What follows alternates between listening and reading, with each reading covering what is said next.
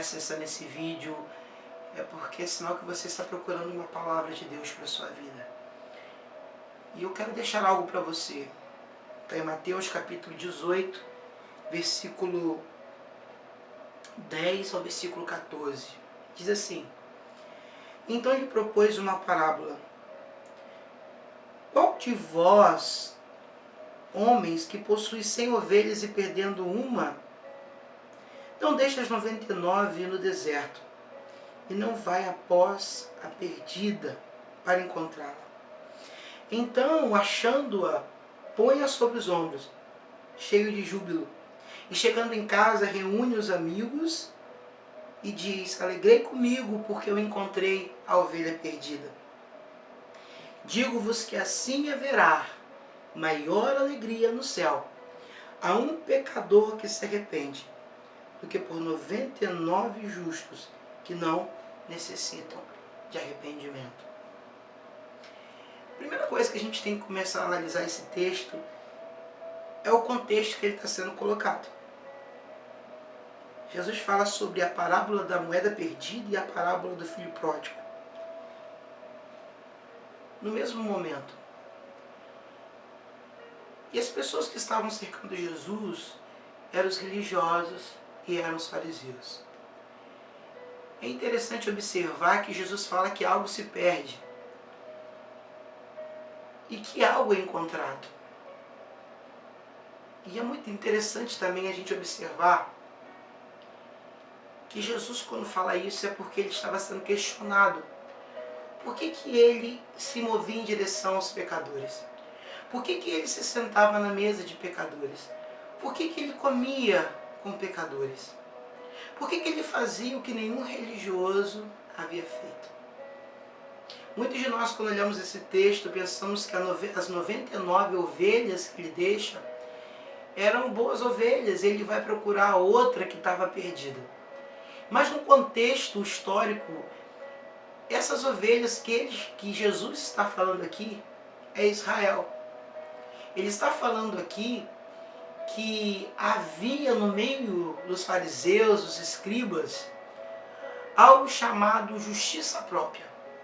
Eles se achavam tão justos por toda a religião que eles viviam, pela maneira que eles viviam, que eles achavam que eles não precisavam de arrependimento.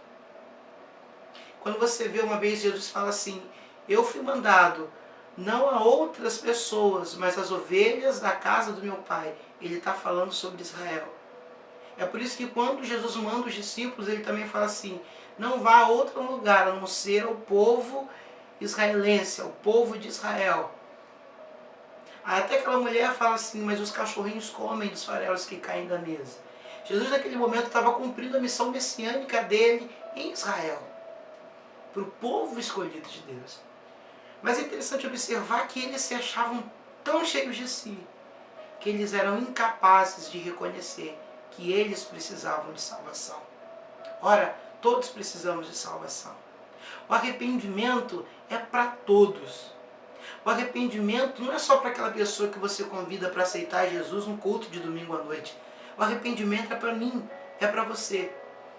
Muitas das vezes vestimos uma capa de super-heróis ou de semideuses. Nós, como pastores, apóstolos, mestres, profetas, evangelistas, nós temos um medo que as pessoas olhem para a gente e vejam um sinal de fraqueza. Mas nós não deveríamos ter esse medo. Porque quando mostramos para ela que passamos pelas mesmas coisas que elas, estamos firmes, nós mostramos para ela que somos todos iguais. Porque dentro do reino de Deus, a missão de Jesus foi nivelamento. Foi nos fazermos uma família semelhante, irmãos semelhantes a Jesus. E os escribas e os fariseus, os religiosos, se achavam irrepreensíveis. Meu caro amigo, escute o que eu vou te falar. Errar é normal. Você é homem. O perdão justamente está aí para isso. Às vezes nós que somos líderes erramos. E o que custa pedir perdão? E falar assim: me perdoa, eu errei. Justamente Jesus, ele estava falando sobre isso.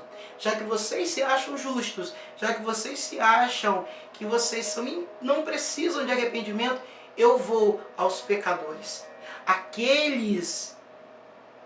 Se você vê o comportamento desse homem lá na frente, que ele fala, Jesus com os pecadores, se a gente for olhar a questão de Zaqueu, quando Jesus chega na casa dele, ele fala: Senhor, devolverei tudo o que eu roubei. E o mais bonito de tudo é que Jesus em nenhum momento manda ele fazer isso. Olha, quando a igreja de Cristo começar a fazer aquilo que nenhum religioso faz, então as pessoas verão em nós o amor de Cristo. Nós nos prendemos porque nos achamos irrepreensíveis, santos demais. Mas todos pecaram. Eu pequei, você pecou, nós pecamos. Sabe, o que nos faz estarmos de pé é o sangue de Jesus. O sangue de Jesus me faz estar de pé, te faz estar de pé, nos faz estarmos juntos. Mas quantas das vezes nós julgamos as pessoas e por estarmos em posicionamento achamos que somos incorrigíveis. Nós falhamos, nós erramos. Apóstolos erram, pastores erram, presbíteros erram, diáconos erram, todos nós erramos. E olha, um dos maiores problemas que hoje eu vejo dentro das igrejas são ovelhas machucadas, porque os seus pastores não chegaram a um ponto de dizer: me perdoe, eu errei com você. Eu quero encerrar falando a palavra do próprio Cristo que ele fala. Digo-vos que haverá mais alegria no céu por um pecador que se arrepende, do que por 99 justos que não necessitam de arrependimento. Jesus, sentavam-se com os pecadores e iam até eles, dizendo assim para os religiosos: foi isso que eu aprendi com meu pai. Foi isso que o pai me ensinou. O meu pai gosta de pegar aqueles que ninguém quer. O meu pai gosta de sentar na mesa com aqueles que ninguém dá nada. Enquanto muitas das vezes o nosso foco são nas grandes pessoas. Mas Jesus, ele está naquele irmão que entra na sua igreja e que você nunca deu um abraço, um beijo. Talvez, pastor, você que está me ouvindo, aquele irmão que não te dá um dízimo de 10 mil. Talvez ele não coloque uma moedinha, mas todo domingo ele está lá. E você nunca se aproximou dele, pelo simples fato dele não fazer parte do seu rol de membros ou do seu rol de dizimistas. Sabe, nós temos que mudar. O Senhor está chamando para vivermos um reino. E dentro de um reino, todos somos iguais. Há um nivelamento total. E é isso que Deus tem preparado para nós.